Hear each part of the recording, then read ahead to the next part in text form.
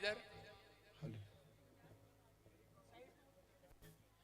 ये 34 साल से 34 ईयर से बेटा नहीं था इनके पास। आप भाई 34 साल से एक भी बच्चा नहीं था। आप बताएंगे? शाबाश। बताओ। 34 साल से मेरे पर कोई बच्चा नहीं था। मैं बहुत जगह जगह दिखाया, हॉस्पिटल में भी दिखाया था, लेकिन हम आज छोड़ दिए थे। उसके बाद में हमें हमारी साली ने बताई थी कि आप यूट्यूब पर देखो, एक मिनिस्ट्री है वहाँ पे विजेंद्र सिंह ऋषि के नाम से ढूंढो। मैंने ढूंढा और 2 महीने के बाद में इंतजार करा, विश्वास जब जमा फिर हम यहाँ पर आए और हमने 27 मार्च 2022 को स्पेशल लैंड प्रे कराया और प्रभु ने मुझे इसी 26 जनवरी को बेबी गर्ल से ब्लेस किया। कितने साल बाद? 34 साल बाद। आप देखिए कहाँ से आए आप? दिल्ली से आए हम। दिल्ली से? ये न्यूज वालों के दिल्ली से। मैं कुछ सवाल ले सकते हैं। आपका नाम क्या है? सुलेन महतो। ये बताइए कि आपकी उम्र कितनी है? उम्र हमारी है 54 साल। 54 साल के आप? हाँ जी। कहा यह जाता है कि 42-45 साल की उम्र के बाद बहुत मुश्किल हो जाता है एक बच्चे को जन्म दे पाना। डॉक्टरी में डॉक्टर्स भी ये कहते हैं कि बहुत मुश्किल हो जाता है। तो आप 54 में आपको हाँ जी सर। तो कैसे बने? ये प्रभु का चमत्कार है। यहाँ पे प्रभु का चमत्कार हुआ हमारे साथ। बहुत दिखाया हमने, तो आज छोड़कर बैठ गए थे। 2016 से ही बंद कर दिए थे। हालेलुया। लड़की बहुत हर जगह दिखा रहा था, लेकिन कहीं सफलता नहीं मिल रहा था। मना कर रहे थे डॉक्टर नहीं होगा। डॉक्टर कह रहे थे हम आप कोशिश करो, दिखाते रहो, लेकिन कुछ भी फायदा नहीं हुआ मुझे। खर्चा भी हुआ होगा। बहुत खर्चा हुआ, हम बहुत भटके हैं। 54 साल की उम्र में यहाँ के बारे में कैसे पता चला? यहाँ के बारे में तो साली ने कहीं कैसे तो पता चला होगा ना। अच्छा यूट्यूब पर हम उन्होंने बताया देखो, और उसके बाद में वहाँ पर चले जाओ। अच्छा, यूट्यूब के जरिए यहाँ पर हाँ, यहाँ पे आए। सोशल मीडिया का ये जो जमाना है, हाँ जी। तो अब अभी हमने आपसे थोड़ी देर पहले बात की हाँ थी जी। भगवान के बारे में, आप कुछ बता रहे थे। भगवान तो यहाँ साक्षात है। जोर से तारीफ करें, जोर से जोर से। हमारे लिए तो भगवान यहाँ साक्षात है। साक्षात है। हम प्रभु प्रॉफिट साहब को भगवान का रूप मान रहे हैं। बिल्कुल मानते हैं, क्योंकि प्रभु का दास है। ताड़ी बजाएं जोर से, बोलो हालेलुया। हालेलुया। हाँ देखो, अभी इसी समय जो लोग ऑनलाइन जुड़े हुए हैं, अभी मैं दिखा रहा हूँ। ये न्यूज वाले अपना काम करेंगे, हम अपना काम करेंगे। फिट्स पढ़ते थे, आईसीयू में थे और स्पेशल लैंड पर कराया। देखो आज फिट्स पढ़ने, दौरे पढ़ने बंद हो गए यीशु के नाम में। 5 साल से बेटा नहीं हो रहा था, आज आपके सामने आए। कितने साल से बेटा नहीं था? मुझे 5 साल से बेबी नहीं था और हाँ। मैं साइप्रस में थी। तो उस टाइम पे मेरे काफ़ी ज़्यादा प्रॉब्लम थी, तो मुझे पीरियड नहीं आते थे पहले। सबसे पहले तो वो मैं बैठ के काफ़ी टाइम तक मैंने मेडिसिन खाई, बहुत ज़्यादा टाइम तक 3-4 साल मुझे लगे मेडिसिन खाने में। पर डॉक्टर ने लास्ट में आके मुझे बोला था कि तुम्हें IVF करवाना पड़ेगा। और मेरा विश्वास था कि जो पापा जी बोलते हैं उनकी प्रोफेसी हमेशा पूरी होती है हमारी लाइफ में। तो मैंने रिसीव किया था वो कि हाँ ये प्रोफेसी मेरे लिए रिसीव हो चुके। पापा ऑनलाइन पे बोल रहे थे कि मैं किसी सोनिया बेटी को देख रहा हूँ साइप्रस में, और वो प्रोफेसी मैंने और मेरे हस्बैंड ने बैठ के इकट्ठे रिसीव की थी, क्योंकि मेरे हस्बैंड पुर्तगाल में थे और मैं साइप्रस में थी। तो हमने वो रिसीव की। उसके बाद मेरे मम्मी पापा ने भी यहाँ पे एक प्रोफेसी रिसीव की थी।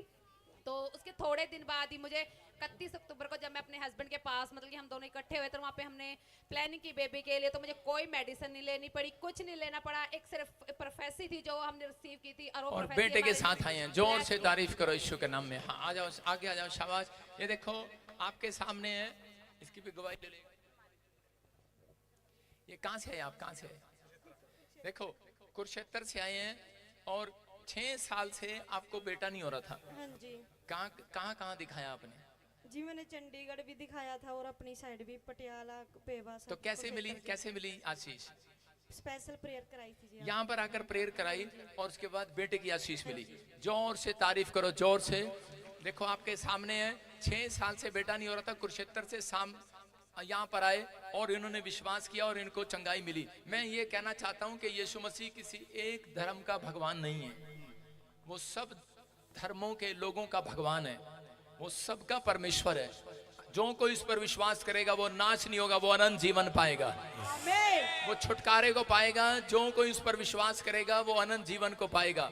वो किसी एक धर्म का भगवान नहीं है। मैं फिर कह रहा हूँ कि एक व्यक्ति का, एक जात का भगवान नहीं है, वो सबका परमेश्वर है।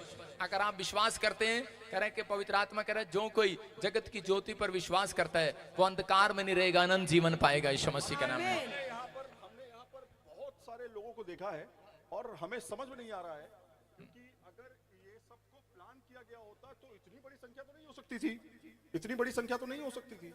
सवाल ये दूसरा, ये एक प्रोफेसर साहब हमें एक सवाल बहुत जरूरी है, क्योंकि मेडिकल साइंस जो है वो अपना तर्क देता है कि मेडिकल साइंस कहता है इस तरह की कोई चीज नहीं होती।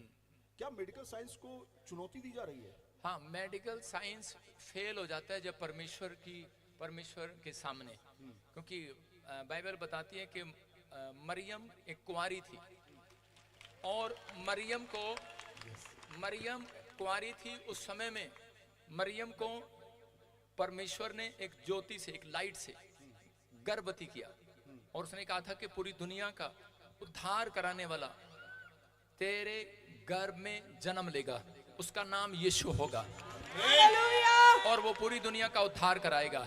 लेकिन बहुत सारे लोग बोलते हैं कि शायद उसी के गर्भ में क्यों आया, क्योंकि बाइबल बताती है कि इस बात के लिए कि पूरी दुनिया के लोग, देखो अगर आज मैं एक छोटा सा उदाहरण दे रहा हूँ, एक किसान था, उसने एक शीशे का कमरा बनवाया, उदाहरण दे रहा हूँ, और उसी समय उसमें पक्षी आए और बारिश हो रही थी, ओले हो रहे थे, तो वो पक्षी उस घर के अंदर आने की कोशिश कर रहे थे क्योंकि वो बाहर मर रहे थे।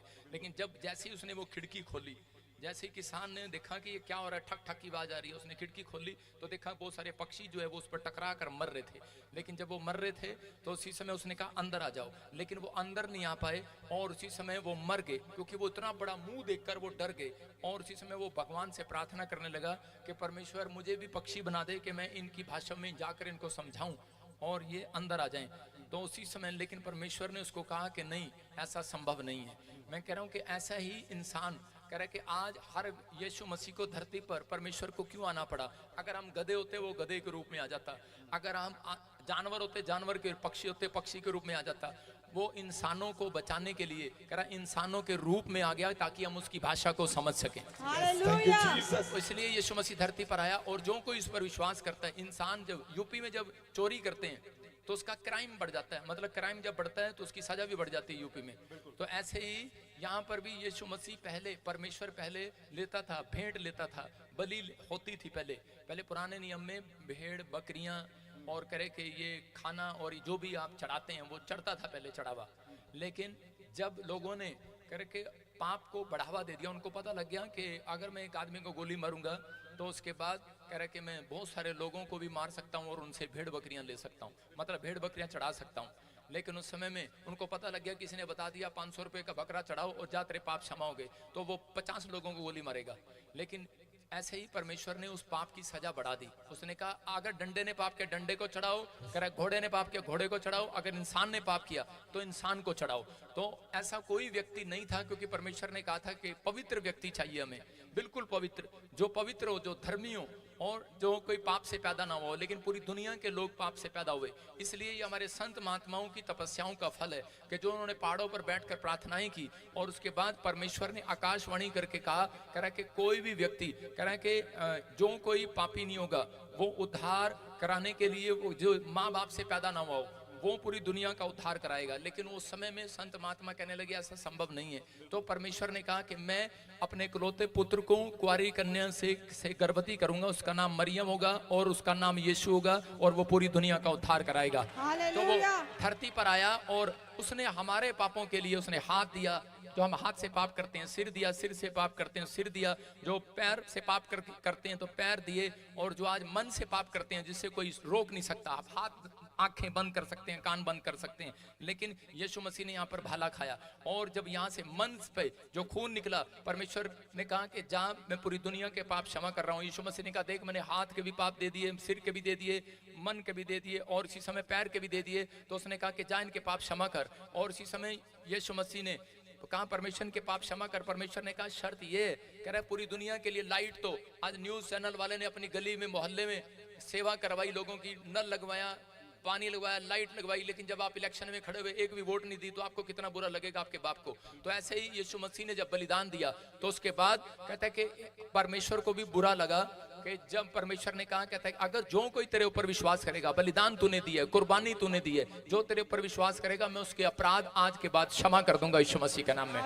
तो जब एक पापी व्यक्ति विश्वास करता है अपराध, और उसी समय यीशु मसीह उसके पापों को अपने ऊपर लेता है और खत्म कर देता है। एक कंफ्यूजन खास तौर पे उन लोगों के लिए जो कि कहते हैं कि बड़े बड़े अस्पतालों में लंबी लंबी कतारें लगी हुई हैं, हाँ। उनका दर्द क्यों नहीं प्रॉफिट विजेंद्र सिंह ठीक कर देते हैं? क्योंकि- तो क्या यहाँ आना पड़ता है? अरे भाई, यहाँ पहुंचना पड़ता अब है? सुनो, पहले मैं पास्टर था तो मैं लोगों के हॉस्पिटल में भी जाता था। मैं आपको एक वीडियो दिखाता हूँ। मैं इंग्लैंड में गया और मेरा मोबाइल लेके एप्पल का, और इसी समय मैं इंग्लैंड में गया हॉस्पिटल में, और मैंने अंग्रेजों के सिर पे हाथ रखा। वहां पर इंडियन भी थे, इंडियन के सिर पे हाथ रखा, वो बेड से खड़े हो गए, चमत्कार हो गया। वीडियो दिखाऊंगा आपको। अच्छा सुनो, लेकिन मैं आपको बताता हूँ, पहले मैं पास्टर था।